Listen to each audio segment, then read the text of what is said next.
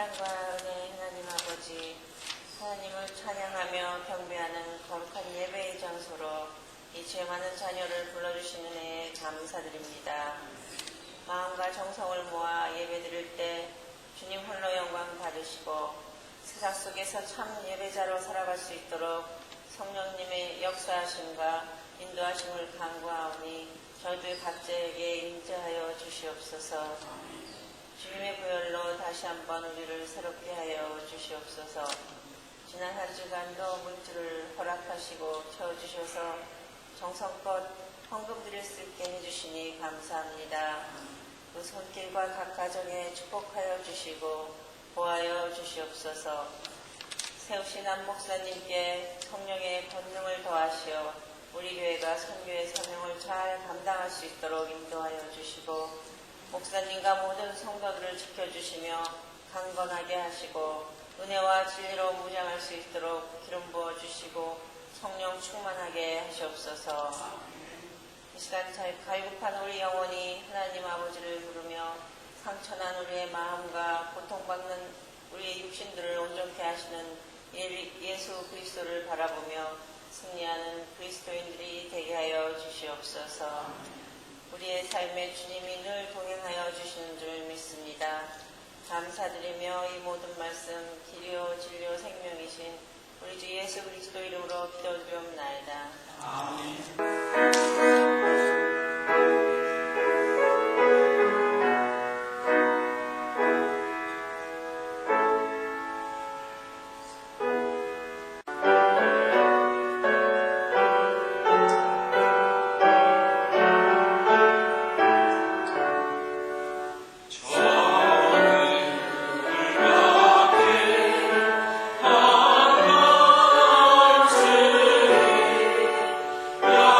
Yeah.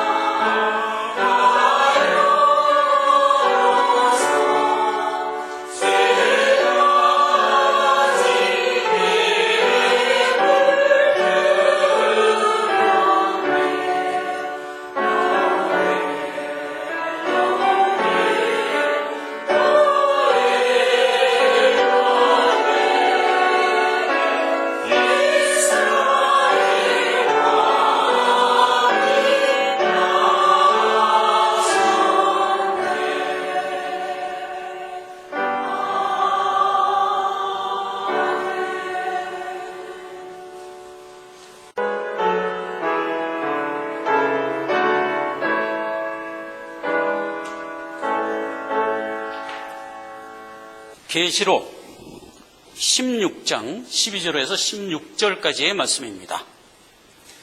또 여섯째가 그 대접을 큰 강 유브라데에 쏟음에 강물이 말라서 동방에서 오는 왕들의 길이 예비되었더라. 또 내가 보매 개구리 같은 새 더러운 영이 용의 입과 짐승의 입과 거짓 선지자의 입에서 나오니 저희는 귀신의 영이라 이적을 행하여 온 천하 임금들에게 가서 하나님 곧 전능하신 이의 큰 날의 전쟁을 위하여 그들을 모으더라. 15절 보라 내가 도적같이 오리니 누구든지 깨어 자기 옷을 지켜 벌거벗고 다니지 아니하며 자기의 부끄러움을 보이지 아니하는 자가 복이 있도다. 16절 새 영이 히브리음으로 아마겟돈이라 하는 곳으로 왕들을 모으더라. 아멘. 이 말씀을 중심으로 했어요. 대접재앙 여섯 번째 재앙이라는 제목으로 말씀을 살펴보고자 합니다. 계시록 10장에서 대접재앙을 열기 전에 우리에게 뭐라고 얘기했죠?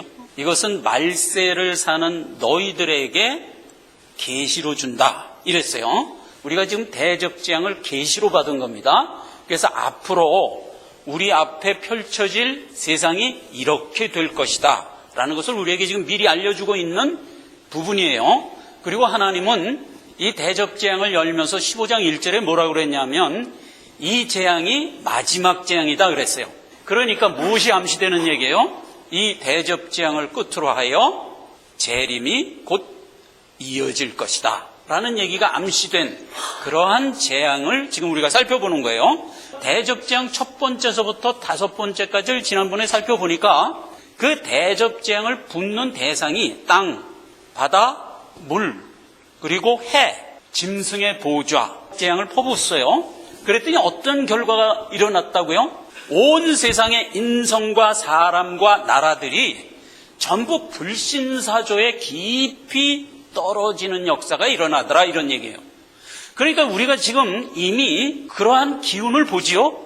점점 더 불신사상으로 젖어들면서 흘러가는 것을 우리가 지금 보고 있잖아요. 이미. 근데 앞으로 점점 더 그렇게 될 거라는 얘기예요. 그래서 말세에 믿음 찾아보기가 힘든 때가 도래할 거라는 겁니다. 지금 여섯 번째 대접재앙에 유브라데 강의 재앙을 퍼붓어요. 그랬더니 유브라데 강이 말라버렸어요. 유브라데 강이 마르자 두 가지 현상이 일어난 겁니다. 첫째 무슨 현상이 일어났냐?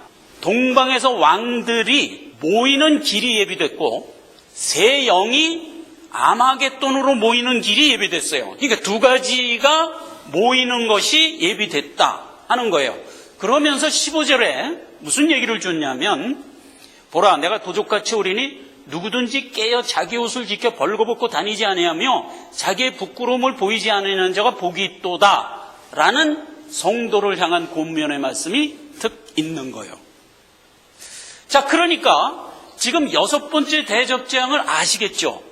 여섯 번째 대접재앙을 유브라데 강에 부으니까 동방의 왕들도 모이고 아마겟돈의 새 영도 모인다. 이런 급박한 상황에서 성도야, 우리 보고 하는 얘기입니다. 깨어 있어라. 이렇게 된 얘기다 이 말이에요. 자, 그걸 기조로 하여 하나하나 살펴보자 이겁니다. 지금 유브라데 강에 대접을 쏟았다. 그랬더니 유브라데 강이 말랐다 하는 얘기부터 살펴보잔 말이에요. 유브라데 강 하면은 성경을 처음에 열자마자 하나님이 우리에게 예시해 준 강이에요. 거기에 무슨 강이 있었죠? 비손강, 기혼강, 히데겔강, 유브라데강. 이 네 강이 있었어요. 그거 한번 찾아가 보자고요. 창세기 2장입니다. 10절. 강이 에덴에서 발원하여 동산을 적시고 거기서부터 갈라져 네 군원이 되었으니 첫째 이름은 비손이라 물이 있는 하윌라 온 땅에 흘렀으며 그 땅의 금은 정금이요 그곳에는 베델리움과 호마노도 있으며 둘째 강의 이름은 기혼이라 구수 온 땅에 흘렸고 셋째 강의 이름은 히데갈이라 아수르 동편으로 흐르며 넷째 강은 유브라데더라 이렇게 된 거예요. 자, 요게 창세기를 시작하면서 벽도부터 우리에게 얘기해 준 거예요. 강 그러면 뭐예요? 지지난 시간에 바로 살펴봤죠. 하나님이 우리에게 퍼붓는 구속 역사, 이게 강이에요. 그러니까 하나님의 은혜예요. 하나님의 은혜가 온 세상에 지금 역사되고 있어요.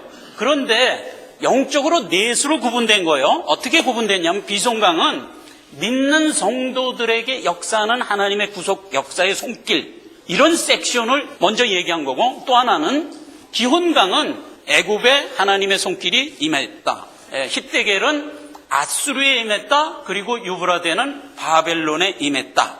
그러니까 하나님의 구속 역사는 온 세상 신자건 불신자건 다에게 임하는 형국을 지금 얘기한 거예요. 그런데 넷으로 구분된 것은 영적으로 구분되는 얘기예요. 먼저 우리에게 부었다 하는 얘기가 비손강이죠. 그럼 거기에 뭐가 있었다고요?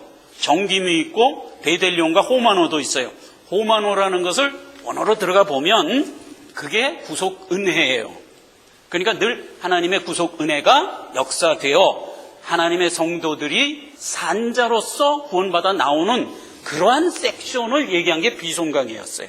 그 다음에 기혼강서부터는 불신 세계에도 하나님이 변함없이 퍼부었는데, 불신 세계에서는 이들이 받아서 열매로 나오지 못하고 죽는 것으로 된 얘기란 말이에요. 강이 말라버리는 거예요. 하나님의 은혜가 거두어져 버리는 거예요. 그게 강이 말랐다는 의미예요. 역사적으로 비손강이 마른 얘기가 성경에 이렇게 기록되어 있습니다. 사사기 11장을 제가 읽겠습니다. 15절부터. 여호와께서 애굽 해고라는 건 바다입니다. 애굽 해고를 말리우시고 손을 유브라데 하수 위에 흔들어 뜨거운 바람을 일으켜서 그 하수를 쳐서 7갈래로 나눠 신신고 건너가게 하셨다 그랬어요. 그러니까 저들이 구원을 거부했어요. 거부했는데 그 중에 몇몇은 신신고 건너왔어요. 그리고 나머지는 전부 수장돼서 죽었어요. 해수는 말라버린 거예요. 즉 하나님의 구원의 손길을 거두신 거예요. 그렇게 된 게 어디라? 애굽이에요. 그게 이제 출애굽 사건이었잖아요. 비손강은 역사 속에서 한번 그 단락을 끝낸 것을 우리에게 보여줬어요. 그 다음에 히데겔 강도 마찬가지예요. 16절에 보면 이렇게 되어 있어요. 그의 남아있는 백성을 위하여 아수르에서부터 돌아오는 대로가 있게 하시되 이스라엘이 애굽 땅에서 나오던 날과 같게 하시리라 그랬어요. 그러니까 히데겔에도 아수르 지역이면 이제 불신 세계죠. 거기에 하나님의 손길이 퍼부어졌는데 거기서 하나님이 일정한 하나님의 권속을 애굽에서 구원했을 때와 같이 강을 마르게 해서 구원하고 하나님이 이제 거두신 거예요. 그렇게 이제 됐고 지금 유브라데 강에 부은 거예요. 그랬더니 어떻게 됐어요?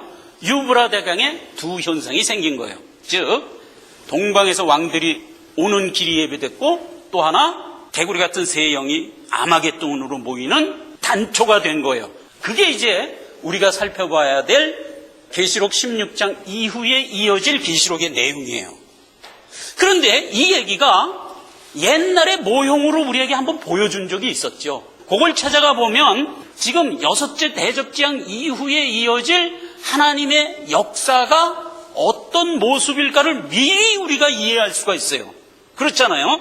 그러니까 이제 역사 속에서 유브라데 강이 말랐던 것을 한번 찾아가 보자 이거예요. 바벨론 제국이 멸망하는 장면이 유브라데 강이 마를 때의 장면이에요.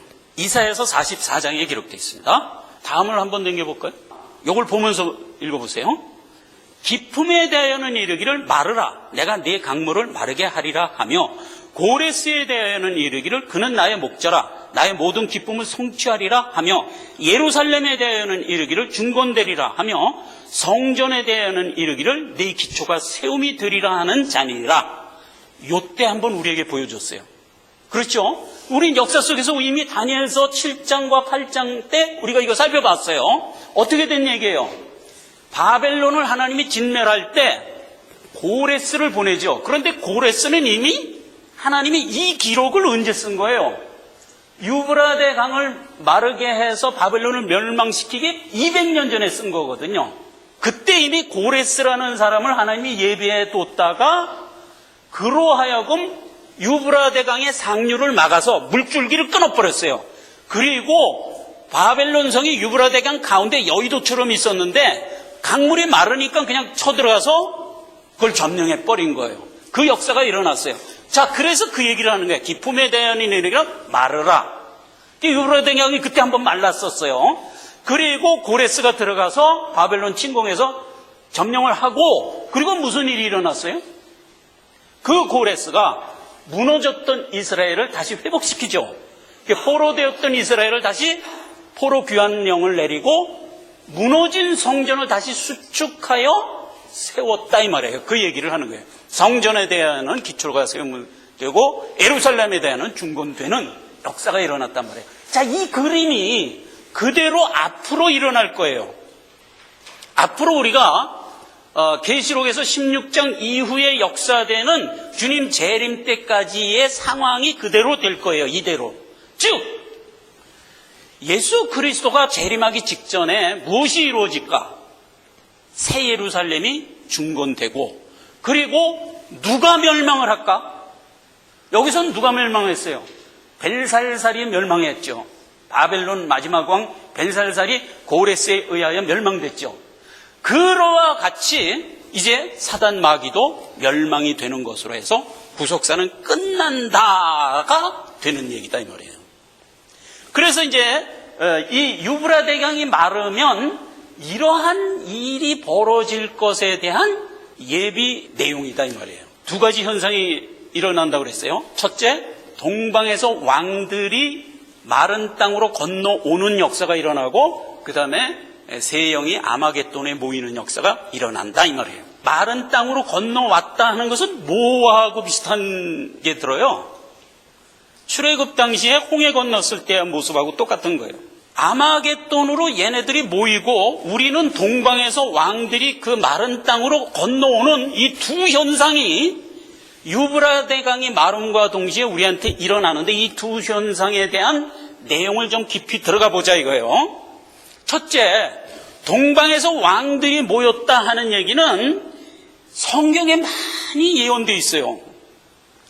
제일 대표적으로 어디에 예언되어 있냐면 에스겔서 40장에서 마지막 장까지의 내용 안에 그 얘기가 있어요. 무슨 얘기냐? 에스겔서 40장에서 마지막까지의 내용은 무슨 얘기냐면 새 예루살렘이 건축되는 내용을 디테일하게 적은 성경 말씀이에요. 그래서 그때 우리가 들어갈 나의 본향이 이런 모습으로 쓸 것이다를 아주 디테일하게 묘사한 성경인데 거기에 마지막에 무슨 얘기가 되어 있냐면 그렇게 다 성전을 만들고 나면 동문을 통하여 그 건축된 예루살렘 성 동문을 통하여 누가 들어온다? 여호와가 들어온다 이 말이에요. 그렇게 되어 있어요. 그래서 동방에서 왕들이 들어왔다 하는 얘기는 예수님과 하나님이 우리를 내 것으로 확증하기 위하여 오시는 모습을 얘기하는 거예요. 즉 나팔절 주님이 재림하게 되면 악의 무리는 심판하고 우리는 주의 장막으로 들어가는 것으로 해서 끝이 나잖아요. 구속사가. 그러니까 7대 절기에서 우리가 바라본 바와 같이 그때에 성도들이 먼저 모이라는 거예요. 대성회로 모여라 이거예요. 제8일 대성회로 모여라. 그 대성회의 이름이 뭐라? 미크라란 말이에요. 미크라로 모여라 이거예요. 그러니까 지금 주님이 유브라데 강을 마르게 해서 즉 유브라데 강이면 세상이에요. 세상에 주님의 구속 역사의 손길을 다하고 거두면 성도들을 미크라로 모여라 이거예요. 주님 재림 직전에 하나님이 무엇부터 한다? 내 백성을 모으는 일부터 하는 거예요. 지금 유브라데 강이 마르자 모였어. 모이는 거예요. 아직 주님이 역사 안에 모이는 것까지를 얘기하는 거란 말이에요. 그게 지금 6번째 대접제형이에요. 그게 하나예요. 그 다음에 또 하나가 있어요. 새 영, 더러운 새 영이 아마겟돈으로 모이는 거예요. 아마겟돈으로. 자, 그래서 이 아마겟돈으로 모인다는 것이 무슨 얘기냐 하는 걸 이제 우리가 살펴보잔 말이에요. 여러분, 신자건 불신자건 아마겟돈 전쟁이라는 거에 대하여 어떤 형태로든지 들어본 적이 있죠. 그래요. 그런데 이제 이 아마겟돈 전쟁은 계시록에 있는 마지막 전쟁을 얘기하는 거예요. 그런데 지금 이 유브라데 강이 마르자 새 영이 아마겟돈으로 모였어. 왜 모였어요? 오늘 본문에도 뭐라 그랬어요? 하나님을 대적하기 위하여 모이더라. 이렇게 된 거예요. 그런데 이 아마겟돈으로 모인다는 것이 지금 교계나 세상 사람들이 어떻게 해석을 하냐면 물리적으로 몽땅 다 해석을 해요. 그래가지고 아마겟돈이라는 것이 마지막 전쟁인데 이게 아마도 3차 세계대전일 것이다. 핵전쟁일지도 모른다. 또 어떤 사람들은 조금 깊이 들어가 갖고 이스라엘을 진멸하기 위해서 소련하고 중국이 합세해 갖고 들어오는 것을 말하는 것일 것이다. 이런 식으로 해 갖고 전부 물리적으로 해석을 해요. 그렇게 하면 안 돼요. 지금 성경은 물리적으로 해석되도록 된 책이 아니에요. 우선 다 그만두고 하나님이 이 세상을 멸절하는 것을 인간들의 죄송의 난동 끝에 멸절하도록 하실까? 한번 생각을 해보세요. 하나님이 이 장엄한 모든 구속 역사를 다 이루시고 천지창조를 하고 해서 거기서 내 백성 다 구원하고 그 다음에 마지막으로 세상을 멸절한다고 성경되어 있어요. 그러니까 멸절될 거예요. 될 건데 그때 그 멸절을 어떤 방법으로 멸절을 할까? 죄인들의 난동의 결과로 어쩔 수 없이 멸망될 수밖에 없도록 하게 하여 멸절할까? 벌써 아니잖아요. 하나님이 겨우 그런 방법으로나 멸절을 할까? 그거 벌써 아니잖아요. 하나님이 멸절하는 것은 하나님 고유의 손길로 멸절하는 거예요. 내가 만든 거 내가 멸절하는 거예요. 더러운 것들의 난동에 의하여 무너질 수밖에 없도록 하여 멸절하는 것으로 안 해요. 그러니까 물리적에 자꾸 속지 말란 말이에요. 물리적에. 3차 대전이나 핵전쟁이라서 지구는 멸망할 거야. 무슨 환경오염이 돼갖고 멸망하고야 말 거야. 이런데 자꾸 현혹되지 말란 말이에요. 하나님이 시시하게 그들의 손길 빌려서 세상 멸절하는 것도 그렇게 안 하세요.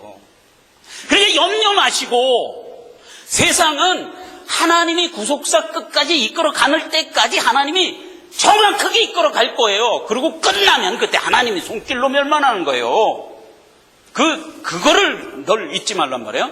자, 그래서 이 세 영이 아마겟돈에 모였다 하는 것을 잘 살펴보자는 거예요. 이게 영적인 얘기고 이걸 우리가 제대로 알아야 마지막 때에 사단이 어떻게 우리에게 난동을 부릴 거냐를 이해할 수가 있게 돼요. 그걸 물리적으로 자꾸 들어가 보면은 중국 바라보게 되고 소련 바라보게 되고 자꾸 이렇게 된단 말이에요. 요즘에 IS가 난동을 부리는데 저거 끝에 이게 되는 건가? 자꾸 이렇게 된단 말이에요. 이게 세상 사람들이 그러는 건 100번 이해를 해. 그들은 워낙 무식하니까 우리가 성경에 대한 워낙 무식하니까 우리가 거론할 것도 없지만 교계에서 자꾸 이걸 들고 나온단 말이에요. 이 세대주의자들이. 그러니까 이 세대주의자들의 설교에 자꾸 우리가 현혹되지 말란 말이에요. 자, 아마겟돈이라는 것은 오늘 본문에 이게 헬라어로 쓴 말이거든요. 신약이니까 헬라어잖아요. 신약인데도 불구하고 이게 히브리 음력이다 이렇게 얘기를 했어요. 그러니까 이 아마겟돈이라는 말은 히브리 말을 지금 한 거예요. 모짜우똥을 한국 음력으로 하면 어떻게 돼요? 모택동 그러잖아요. 이 또 후리봄을 한국 음력으로 보면 뭐예요? 이등방문. 그런 식이에요. 그렇게 아마겟돈이 히브리어를 헬라어 음역으로 발음한 거예요. 그래서 아마겟돈이에요. 그러면 원래 그거를 히브리 음으로 들어가면 그게 뭘까? 이렇게 돼 있어요. 아마겟돈은 두 단어의 합성어예요. 맨 처음에 알이에요. 그 다음에 무깃돈이에요. 이 두 단어의 합성인데 알은 뭐냐면 어디다 내가 그걸 썼는데 주보에 썼나? 주보에 썼어요. 그래요. 그래서 알은 언덕이고 무깃돈은 무깃도예요. 무깃도. 그건 이스라엘의 어떤 지명이에요. 그래서 결국 이건 뭐냐면 무깃도의 산 이런 뜻이에요. 그러면 무깃도 지역에 산이 있나? 있어요. 그게 갈멜산이에요. 자, 그러니까 아마겟돈에 모였다는 것은 갈멜산에 모였다는 뜻이에요. 마지막 때에 더러운 세 영이 어디로 모여? 갈멜산에 모이는 거예요. 자, 그러니까 벌써 딱 오지요, 감히. 이게 무슨 얘기냐? 갈멜산 전투 여러분 다 알잖아요. 그 갈멜산 전투를 들어가 보잔 말이에요. 그러면 마지막 때에 사단이 어떤 식으로 멸망할 거냐에 대한 영적 단초를 우리가 거기서 볼 수가 있는 거예요. 자, 갈멜산을 한번 들어가 보자고요. 갈멜산은 열왕기상 18절에 있습니다. 그런즉 보내요. 온 이스라엘과 이세벨 상에서 먹는 바알의 선지자 450인과 아세라 선지자 400인을 갈멜산으로 모아 내게 나오게 하소서. 아합이 이에 이스라엘 모든 자손에게 보내요. 선지자들을 갈멜산으로 모으니라. 딱 뭐예요 지금? 아합이 누구를 모아요?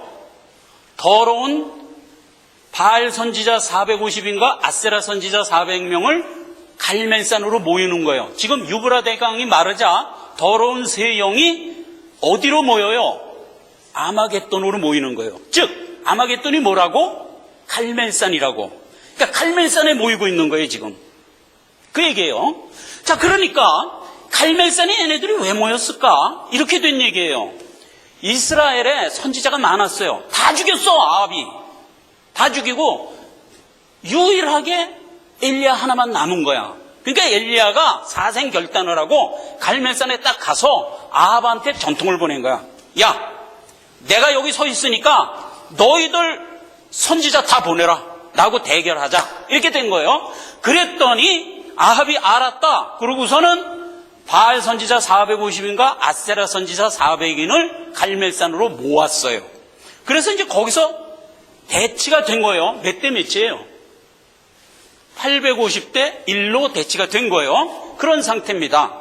그래서 그때에 엘리야가 뭐라 그러냐면 대결을 하자. 송아지를 각각 한 마리씩 잡아라. 그리고 하늘의 불을 요구하라. 너희 신이 만약 참신이면 너희 신이 불을 내려서 내 앞에 있는 송아지를 태울 것이다. 만약 내가 부르는 내 여호와가 참신이면 내 신이 불을 내릴 것이다. 대결하자. 이렇게 하고 이제 했어요. 그래서 먼저 누구부터 했어요? 바알신부터 한 거예요. 그러니까 바알신이 했는데 바알신이 응답을 했을까? 당연히 안 했지. 안 했다는 얘기가 이렇게 되어 있습니다. 24절 제의를 합니다. 엘리야가 너희는 너희 신을 부르라. 나는 여호와의 이름을 부르리니 이에 불로 응답하는 신 그가 하나님이라. 거기 모인 백성들이 다 옳도다 하고서 이제 수긍을 한 거예요. 그런 상태에서 이제 대결이 벌어졌습니다. 28절 하루 종일 불렀어요. 이에 저희가 큰 소리로 부르고 그 규례를 따라 피가 흐르기까지 칼과 창으로 그 몸을 상하게 하더라. 이와 같이 하여 오정이 지났으나 저희가 오히려 진언하여 저녁 소재 드릴 때까지 이를지라 아무 소리도 없고 아무 응답하는 자도 없어 아무 돌아보는 자도 없더라. 그래서 바알 선지자들은 실패했어요. 그러니까 이제 뭐 자기 몸을 상해하면서 뭐 난리를 피면서 불렀는데도 응답을 안 됐어요. 그런 상태에서 36절 엘리야 차례가 됐습니다. 저녁 소재 드릴 때 이르러 선지자 엘리야가 나가서 말하되 아브라함과 이삭과 이스라엘의 하나님 여호와께서 주께서 이스라엘 중에 하나님이 되심과 내가 주의 종이 됨과 내가 주의 말씀대로 이 모든 일을 행하는 것을 오늘날 알게 하옵소서. 그리고 이제 빌었어요. 여호와께서 내게 응답하소서 이 백성으로 주 여호와는 하나님이신 것과 주는 저희 마음을 돌이키게 하시는 것을 알게 하옵소서 하매 이에 여호와의 불이 내려서 번제물과 나무와 돌과 흙을 태우고 또 도랑의 물을 핥은지라 모든 백성이 보고 엎드려 말하되 여호와 그는 하나님이시로다 여호와 그는 하나님이시로다 하니 엘리야가 저희에게 이르되 바알의 선지자를 잡되 하나도 도망하지 못하게 하라 하며 잡은지라 엘리야가 저희를 기손시내로 데려다가 거기서 죽이니라. 이렇게 해서 끝난 전투란 말이에요. 그렇게 해서 아합이 보낸 바알 선지자 450인과 아세라 선지자가 몽땅 대결을 해서 지고 기손강가에서 멸절하는 것으로 이 사건이 끝난 거예요. 자, 이 얘기가 그대로 될 거예요. 계시록 20장에 가면 마지막 사단을 진멸하는 장면이 이렇게 기록되어 있습니다. 천년이 참에 20장 7절입니다. 사단이 그 옥에서 놓여 나와 땅의 사방 백성 곡과 마곡을 미혹하고 모아 싸움을 붙이리니 그 수가 바다의 모래 같으리라 그랬어요. 그러니까 사단이 지금 전부 아마겟돈을 모은 상황이에요. 이게 지금 그렇게 해갖고 몽땅 모았어요. 모자 하나님이 그 상황에서 어떻게 역사하는가?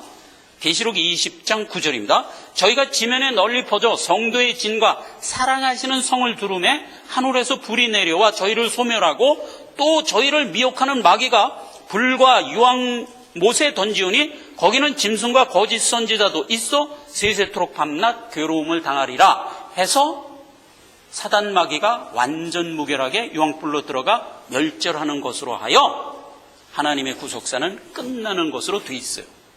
이게 계시록 20장 9절 10절의 내용이에요. 이렇게 될 거예요. 뭐 끝에? 아마겟돈 전쟁 끝에. 근데 마귀가 그걸 모르고 지금 하나님을 대적하려고 아마겟돈을 모으고 있어요. 마치 그 옛날 바알 선지자 450인가 아세라 선지자가 엘리야를 이길 줄 알고 갈멜산에 모였던 것과 같이 지금도 그렇게 모일 거예요.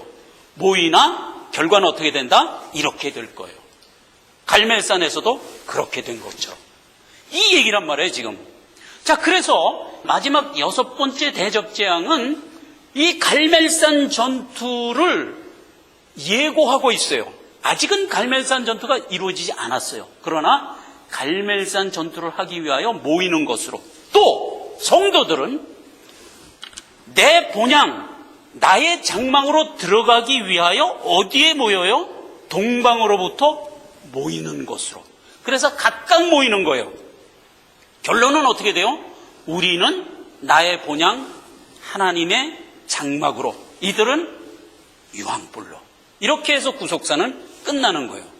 자, 이것은 몽땅 상징으로 우리에게 준 얘기지만 내용은 어떻게 돼 있냐?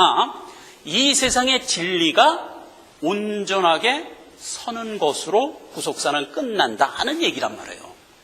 진리가 뭐예요? 사망에서 생명으로 옮겨와서 하나님의 후사로 완성되는 것, 이게 진리란 말이에요. 이게 온전하게 이루어진다 이 말이에요.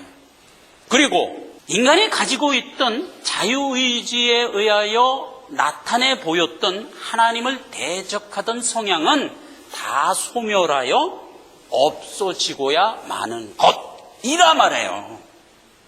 이렇게 해서 하나님의 구속사는 완성되고야 마는 얘기단 말이에요. 자, 이거를 6번째 대적재앙에서 우리에게 보여준 것은, 자, 이제 성도들은 미크라로 모이고 이들은 아마겟돈에 모여서 결국은 하나는 멸절로 하나는 완성으로 가게 될 것이다. 이 급박한 세대를 너희가 살고 있다. 너희가 그러한 가운데 지금 이 시점에 서 있다. 그러니 하면서 15절에서 우리에게 준 권명이 있다 이거예요. 자, 15절을 다시 읽어보자고요. 보라, 내가 도적같이 오리니 누구든지 깨어 자기 옷을 지켜 벌거벗고 다니지 않게 하며 자기의 부끄러움을 보이지 아니하는 자가 복이 있도다 그랬잖아요. 이렇게 하라는 거예요. 우리 보고 옷을 지키라 그랬어요. 옷. 성경에서는 성도들이 입고 있는 옷이 뭐냐 하는 얘기를 많이 했어요. 우선 에베소서는 전신갑주라 그랬고, 그 다음에 복음서에서는 예복이라 그랬어요. 계시록에서는 신부에 단장한 옷이라 그랬어요. 그렇죠?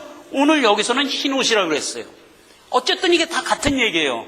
옷이에요. 이 옷을 입어야 돼요. 옷을 안 입으면 부끄러운 거예요. 부끄러운 거예요. 그건 이제 우리가 살아가고 있는 일상에 맞추어 쓴 어휘지요. 우리가 옷 벗고 다니면 부끄럽잖아요. 아, 그런 부끄러운 게 어디 있어요. 그랬죠? 그게 부끄러운 거란 말이에요. 그러니까 옷을 입어야 되는 거예요. 자, 그래서 여기서 얘기하는 옷이 뭐냐 하는 얘기예요. 이 옷은 지금 계시록에서 그 옷에 대하여 아주 분명한 해석을 이렇게 주고 있어요. 계시록 7장 14절입니다. 요한이 하늘에 올라가 봤더니 흰 옷 입은 많은 성도들이 있는 거예요. 그러니까 천사가 요한에게 묻습니다. 요한아, 예, 저기 흰 옷 입은 천사들이 어디서 나왔는지 아냐? 이렇게 물은 거예요. 그러니까 요한이 알 리가 없으니까 모릅니다 그랬더니 그때 이렇게 설명해 준 거예요. 7장 14절. 큰 환란에서 나온 자들인데 어린 양의 피에 그 옷을 씻어 희게 한 자들이야. 이렇게 얘기한 거예요. 그러니까 저들이 왜 흰 옷을 입고 있냐? 어린 양의 피에 그 옷을 씻어서 희게 된 거래요. 그럼 어린 양의 피는 또 뭐냐? 그 얘기는 19장에 이렇게 해석이 되어 있죠. 그가 피 뿌린 옷을 입었는데 그 이름은 하나님의 말씀이라 칭하더라. 이렇게 되어 있잖아요. 즉 어린 양의 피에 옷을 씻어 희게 했다는 것은 하나님이 주신 말씀을 믿음 갖고 나온 자들이라는 뜻이란 말이에요. 뭐 다른 게 없다고요. 이 땅에 하나님이 우리에게 주신 진리를 그대로 받고, 그게 뭐예요? 말씀이잖아요. 그 말씀을 받고 아멘 믿습니다. 감사합니다. 할렐루야 하면서 나온 자들이다 이 말이에요. 그게 흰옷 입은 자들이고 그 믿음을 갖고 있다는 것이 옷 입고 있다는 뜻이다 말이에요. 그 믿음을 갖고 있지 않다는 것이 옷 안 입은 자들이다 이 말이에요. 즉 불신자들은 부끄러운 자들이에요. 신자들은 옷 입고 믿음 갖고 하나님 앞에 의롭게 서 있는 자들이란 말이에요. 이 차이라고요. 나중에 주님이 오셔서 양과 염소를 심판할 때 뭐라고 그랬어요?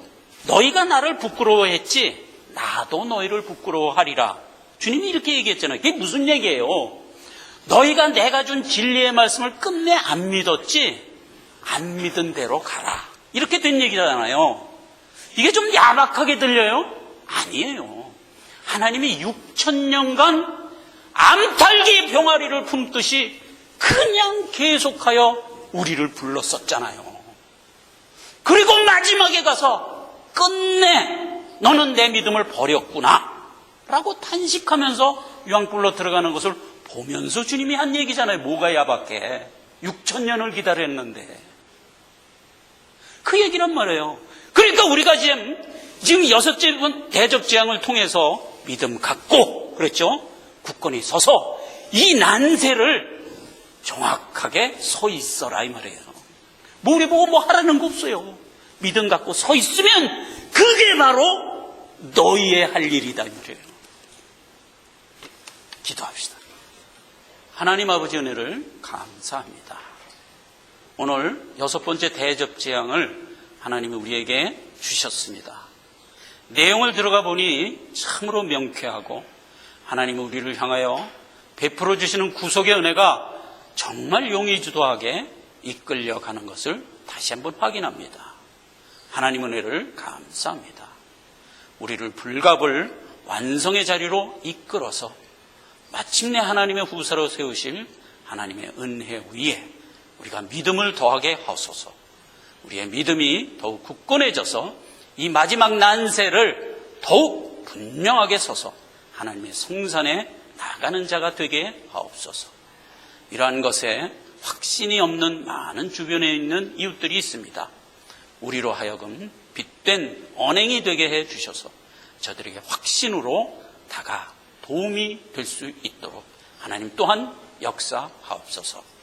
예수님의 이름으로 기도했습니다. 아멘. 375장입니다. 예배를 마치겠습니다.